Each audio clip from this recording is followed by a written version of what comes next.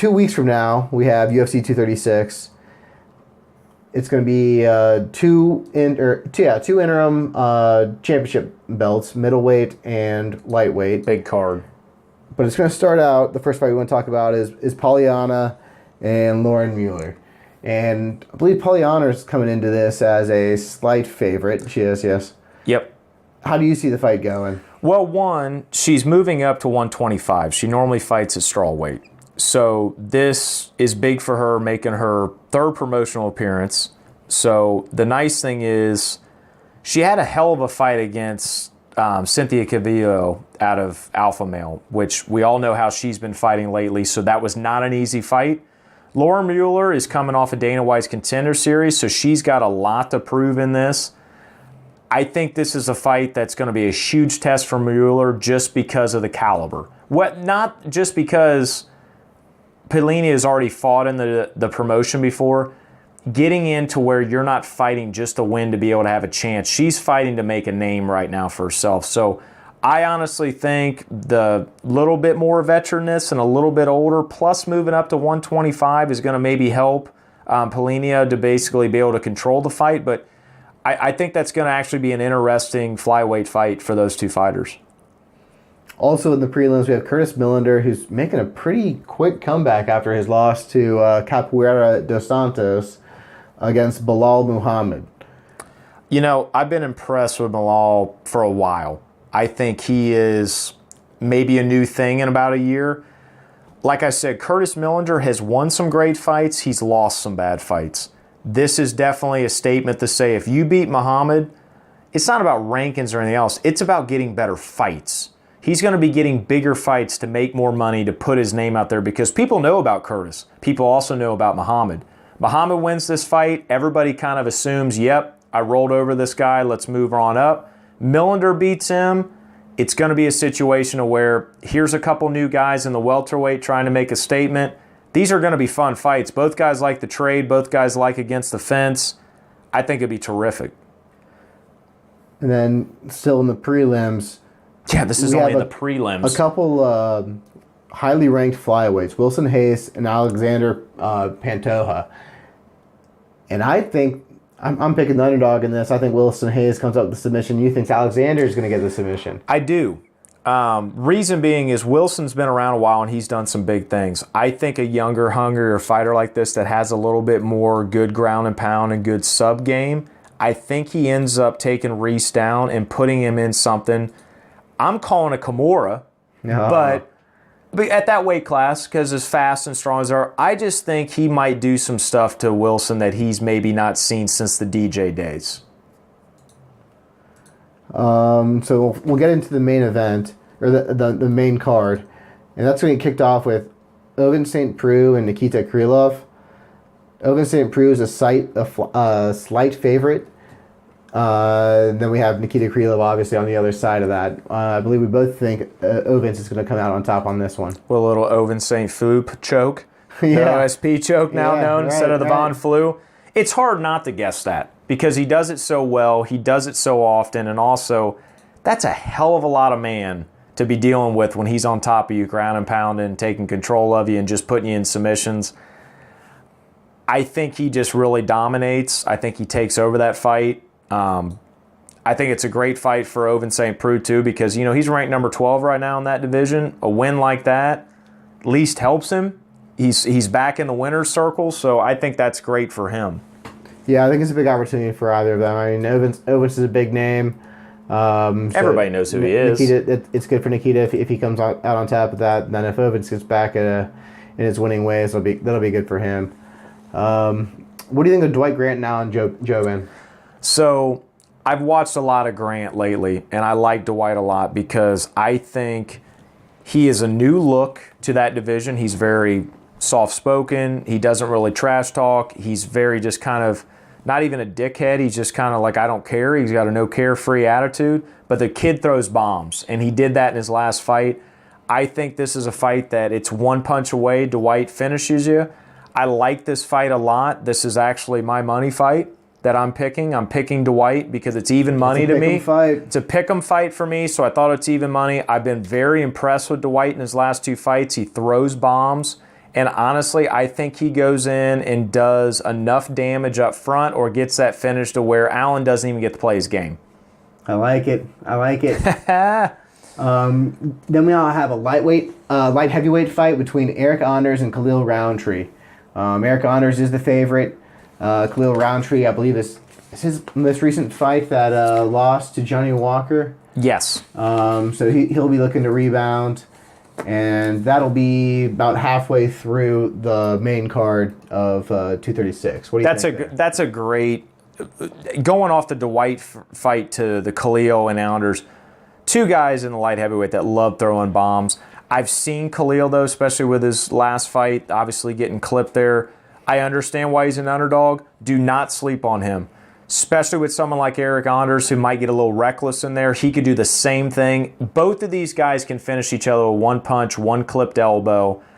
I honestly think, though, for the experience-wise, Anders has been in a little bit bigger caliber fights than Roundtree might have been here recently, so I think he's used to that.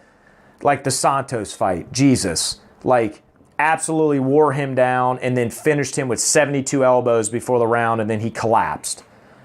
I think that is going to pay dividends at the end, that he's been through those deep waters.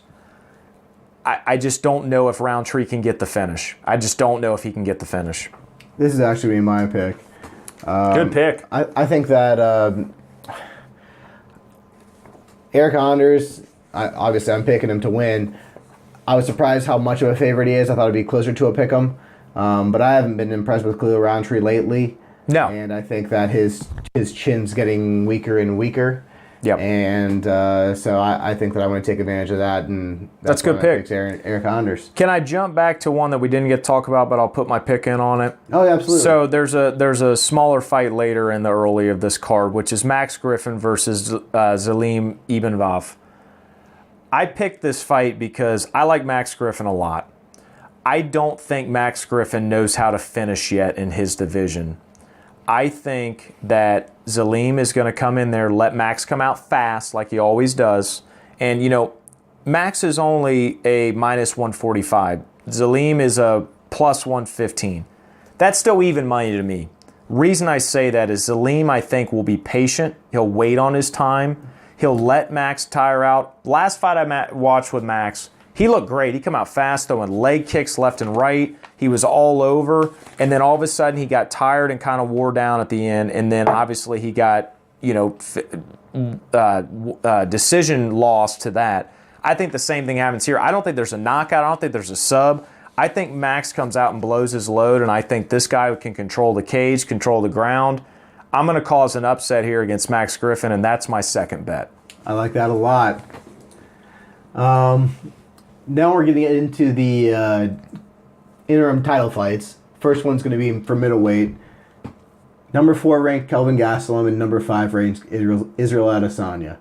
Like I said before, I don't think that Israel has fought anyone good enough. He's never fought a top 5 fighter to be given this opportunity to have an interim title shot. I also don't know that Kelvin has, but he deserved it for what he did against Robert, or in preparation to fight Robert with the. I guess he was promised it for being the coach opposite Robert in the last Ultimate Fighter season. Israel is a minus 200 favorite. He is, the UFC is trying to pump him up big. Do you think Kelvin ruins everyone's party? I agree with you that this is Israel's biggest fight he'll ever have at this level, at this point. I don't know if Kelvin can play a 5-round game. I think Israel, very similar to what he has done in other fights, wears you down. Anderson Silva at 42 years old, was able to go 5 rounds with Israel. I don't know if Kelvin's gas tank and cardio can do that. I think Israel will find that finish when he's tired. But I think Israel has to use every absolute crayon in his box to be able to figure out what shade he wants to paint Kelvin, because it's not going to be red like normal. He's not going to go in there and throw 500 bombs and then finally wear you down. He's got to figure out what Kelvin doesn't do the best, expose it, take advantage of it in the 4th or 5th round. Yeah, I wanted to make this my other bet. I wanted to bet on Israel because it was better odds than Max. But I don't have nearly as much confidence in Israel beating Kelvin as I do in Max. I think that that fight against Anderson kind of made me worry. I thought that he should look better than that. I don't think Kelvin's going to be easy to finish. I have this going to decision. I think Kelvin's not going to have any issues going the whole time. That's interesting. I think that he's very disciplined. He's going to come into this very prepared. That's my feeling. He had just trained for that Robert Whittaker fight for damn near a year after he had everything up. Yeah. Was ready to go. This was announced pretty soon afterwards, so there wasn't they didn't play a lot around. of time to lose that what he had worked for. As long as he stays mentally, and this is going to be the case. I mean, Israel fought that night; it was the same night. But if they stayed mentally focused, I think it's going to be tough to put Kelvin away. But I do like Israel to win. Like I said, I'm picking it to go the distance. But I wouldn't be too surprised to see Kelvin win. Like I said, Israel hasn't fought anyone this good yet. So this will be a new challenge for him. Yep, I like that a lot. And then the main event is Max Holloway and Dustin Poirier. And like I said, I'm making this my other bet just because Go figure. damn near had to. Yep. Not getting great money at a minus 250 favorite, but it's hard for them if not I'm letting to my do money that. ride, I'm putting it on Max. Yep. He's looked so damn good twice in a row against Aldo, and then to clean out Ortega the way he did after Ortega has looked so dominant on his way to Max. I think Max is at another level. I know that Dustin beat Max last time, that they're both different fighters than they were then. But I think the level that Max is on, it's going to be really tough for Dustin to win. He's a minus 250 favorite, like I said, and I'm still putting my money on him. This is not a featherweight fight back in the day when Max was basically barely old enough to drink a beer. He is not fighting a Dustin Poirier that was the same but coming up in the rankings, lighter weight. He's keeping his weight. He's keeping his strength. He's keeping his cardio. If Max puts out his output in punches and low kicks like he has before, and Dustin allows him to do that the entire fight, which Dustin has been seen to do that, where he'll trade with you, allow you to play your game, it could be an Aldo situation to where who's going to break first, and unfortunately Max has shown everybody that he's not going to. It's not Max. It's not Max. So I think Dustin's biggest thing that can help him is taking this to the cage or the ground, because he could put Max in situations he's not as often used to, but at the same time he could also hopefully hope that Max makes a mistake. I'm exactly with you. I am not betting against Max, money or not. You don't bet against Max Holloway after the last 2 years. I'm sorry.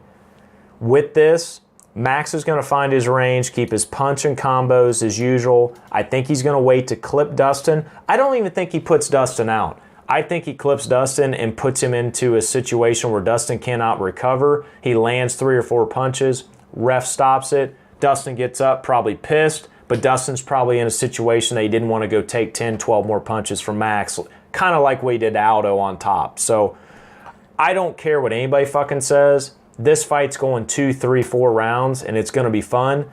It's going to be... I think it's stoppage, round 3 or 4. I'm agreeing with that. I got 3 on mine. I think Max gets that TKO, and I think it's from the sheer fact of that output. Yeah, I just think that output. him. I think the output and overwhelmness. Yep. That's how I see the fight going. Yep. So, which is how most of his recent ones have, but that's what I think as well. So Nice. Just to recap, in the main card, we both have OSP winning, Eryk Anders winning, Israel Adesanya winning, Max Holloway winning. And Dave's big on Dwight Grant. So those are our predictions. We'll see if I eat my words card. 2 weeks back to back. Yeah, and we'll hit you up after that. Sounds great. That's a wrap.